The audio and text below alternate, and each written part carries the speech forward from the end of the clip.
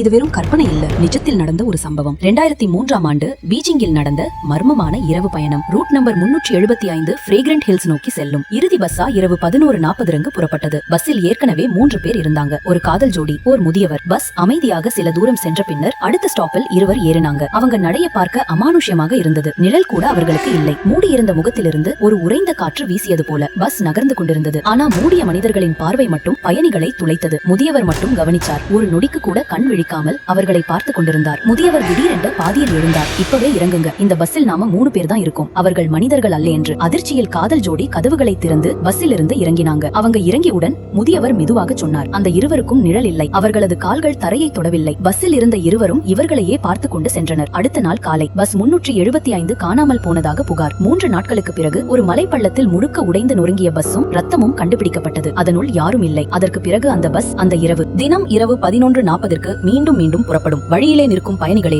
அதன் குறிகள். இந்த ராத்திரியில் நீங்களும் அது போல இருந்தா பஸ்ஸில் ஏறுவீங்களா? நீங்கள் பார்த்துக் கொண்டிருப்பது தமிழ் கதையின் மொழி. லைக், ஷேர் மற்றும் சப்ஸ்கிரைப் செய்யுங்கள். மீண்டும் ஒரு கதையில் சந்திப்போம்.